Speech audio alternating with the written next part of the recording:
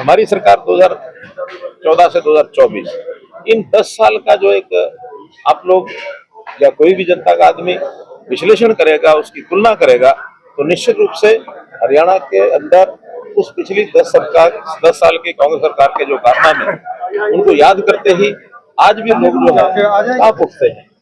उनके मन में ये लगता है कि वो शासन अगर दोबारा से आता है तो हरियाणा के जनता को वही चीजें फिर भुगतने पड़ेंगी जो 10 साल में उन्होंने भुगती। आज जो सरल जीवन हमने किया है, हर आदमी को सरकार के लाभ उसको घर बैठे मिलते हैं, चाहे वो पेंशन की बात हो, चाहे किसी परिवार के कोई छोटे मोटे सर्टिफिकेट की बात हो, चाहे उसकी सुविधाएं राशन कार्ड की बात हो। उसको हमने राशन कार्ड भी पिछले 10 साल के मुकाबले में एकदम डबल कर दिया है। उस समय 27 लाख के राशन कार्ड थे, आज 52 लाख राशन कार्ड हो चुके हैं। इसी प्रकार की सुविधाएं सकल हमने कर दी है। और उस समय का जो भय का वातावरण, उस भय को हमने समाप्त कर दिया है। भ्रष्टाचार का वातावरण उसको समाप्त कर दिया है। नौकरियां बिना किसी पर्ची कर देते हैं, ये बड़ा क्लेम है। और इनके समय कैसे कमीशन एजेंट और कैसे बिचौलिए घूमते थे, उनका सिस्टम सारा खत्म हमने किया है। और जो इनकी वैचारिक पृष्ठभूमि भी है, कभी ये कहते हैं हम संविधान को खत्म करेंगे, संविधान के रक्षक भारतीय जनता पार्टी जितना हो सकता है इतना कोई नहीं हो सकता। इनके संविधान की धाराएं तो उस समय कहाँ चली गई थी जब इन्होंने आपातकाल लगाई थी। आपातकाल के समय यानी सामान्य लोगों के अधिकार, इवन मीडिया के भी जो अधिकार थे, उनको भी इन्होंने समाप्त किया। इन्होंने एक बोलने की जो हमारी विचार व्यक्त करने की जो आजादी है, उसको भी छीना था।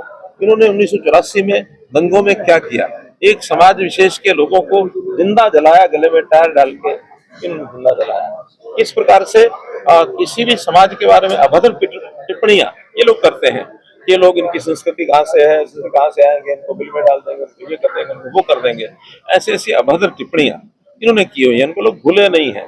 जो अत्याचार इन्होंने अनुसूचित जाति पर किए, जो पिछड़े वर्ग को इन्होंने कभी भी उनके अधिकार पूरे लेने नहीं दिए, एक दबंगता का और जो जिस प्रकार का ये एक धींगा-मस्ती का राज करते थे, वो लोगों को आज भी याद है।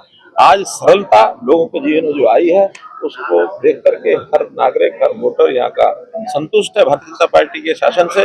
मैं क्लेम करता हूँ कि अगले आने वाले इस 5 साल के लिए फिर से तीसरी बार भारतीय जनता पार्टी की सरकार हरियाणा में बनने मनोहर जी, आपने कहा कि हुड्डा गैंग से सावधान रहने की जरूरत है। मतलब आपने कहा हुड्डा गैंग बना हुआ, उससे सावधान रहने की, सचेत रहने की। मैंने कहा है, वही मैं कह रहा हूँ आज भी, क्योंकि इनके अंदर अपने पार्टी में भी देखिए ना, पार्टी नाम की क्या चीज है।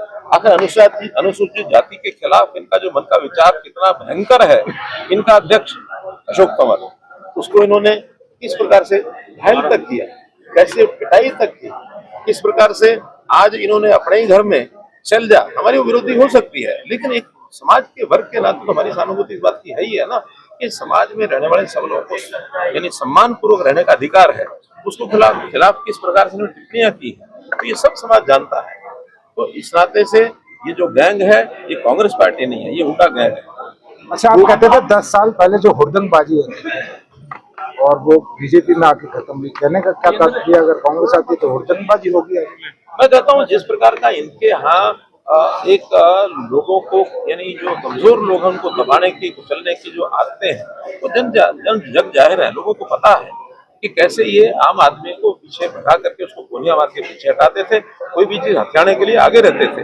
तो ऐसा समाज में एक रूपता, हर किसी को उसका सुरक्षा का अधिकार, उसके अधिकारों की सुरक्षा, ये सब चीज भारतीय जनता पार्टी में। सर, भूपेंद्र सिंह हुड्डा ने ये कहा है कि अनिल विज के साथ बीजेपी में ज्यादती हुई है, इसलिए वो मुख्यमंत्री पद की दावेदारी है। ये हमारी पार्टी का जो मामला है, हम जानते हैं, हमको पता है कि किस कार्यकर्ता ने क्या योगदान किया। हर एक का योगदान अतुलनीय है, लेकिन यहाँ पर पार्टी का सामूहिक फैसला जो होता है, उस फैसले के साथ हम चलते हैं। हमारी पार्टी की लोकतांत्रिक व्यवस्था है। नामांकन का आखिरी दिन है, उन्होंने कहा केजरीवाल ने मुख्यमंत्री से इस्तीफे की बात की है। उन्होंने कहा कि जब तक जनता नहीं चाहेगी मैं मुख्यमंत्री पद से इस्तीफा दूंगा और दोबारा मुख्यमंत्री नहीं बन पाऊंगा। केजरीवाल किस प्रकार से भ्रष्टाचार से घिरे हुए लोगों का दबाव, उनकी अपनी पार्टी के अंदर भी इतना दबाव है, तो किस मुंह से मुख्यमंत्री की कुर्सी पर बैठे रहेंगे। उनका भ्रष्टाचार सामने आ चुका है, कोर्ट ने टिप्पणियां कर दी हैं और निश्चित रूप से उनको सजा भी होने वाली है। तो किसी पार्टी के मुखिया यानी वहाँ के मुख्यमंत्री को सजा हो जाए, तो शायद उस बात को देखना नहीं चाहते। उससे घबरा करके उन्होंने पहले ही सोच लिया है कि जो कुछ होगा उससे पहले मैं इस्तीफा दे करके जो कुछ व्यवस्था पार्टी करनी है नहीं कर ले। मतलब ये उनके पार्टी का इंटरनल मामला हो सकता है, लेकिन जो प्रत्यक्ष दिख रहा है वो यही दिख रहा है कि इस घबराहट में से उन्होंने आखिर जेल से बेल हो गई, बेल होने के बाद ये फैसला है। ये अच्छा था, जेल के अंदर बैठे ही फैसला नहीं ले सकते थे, लेकिन आज वो बाहर आने के बाद ले रहे हैं, इसका मतलब कुछ ना कोई नई जानकारी उनको मिली हो। अच्छा, जब राहुल गांधी के बारे में भूपेंद्र हुड्डा से पूछा गया कि उन्होंने आरक्षण के बारे में कहा, तो भूपेंद्र हुड्डा ने कहा कि राहुल गांधी के पूर्वजों ने ही दिया है आरक्षण। अरे आरक्षण दिया, लेकिन आरक्षण जिसने भी दिया, संविधान ने दिया, डॉक्टर अम्बेडकर ने दिया। उस डॉक्टर अम्बेडकर का कितना विरोध कांग्रेस करती थी, उनको चुनाव में हराया, उनके खिलाफ उन्हीं के घर के एक आदमी को कांग्रेस ने खड़ा कर दिया। तो डॉक्टर अम्बेडकर को जिस प्रकार का प्रताड़ित उन्होंने किया, आरक्षण के हक में कभी रहे नहीं, लेकिन क्योंकि संविधान लिखने के बाद मजबूरी हो गई थी, वो आरक्षण दिया। आज वो आरक्षण की सीमाएं हम तोड़ देंगे, आरक्षण किसको देने की बात कर रहे हैं? ये आरक्षण ऐसे ऐसे वर्गों को देने की बात कर रहे हैं जिसमें से अनुसूचित जाति, पिछड़ा वर्ग के आरक्षण के ऊपर असर आने वाला है। तो ये आरक्षण किसको देते हैं? हम मुसलमानों को आरक्षण दे देंगे। अरे भाई, धर्म के आधार पर आरक्षण कभी नहीं हुआ। आरक्षण हमेशा होता है कि उनकी जातिगत जो व्यवस्थाएं होती है, उस नाते संविधान ने सुरक्षा दी हुई है, उस सुरक्षा के ऊपर ये हमला है। इस नाते से आरक्षण को कभी भी हम खत्म नहीं होने देंगे, कम नहीं होने देंगे, और जो जिन वर्गों को मिल रहा है उनको आरक्षण पूरा मिलेगा।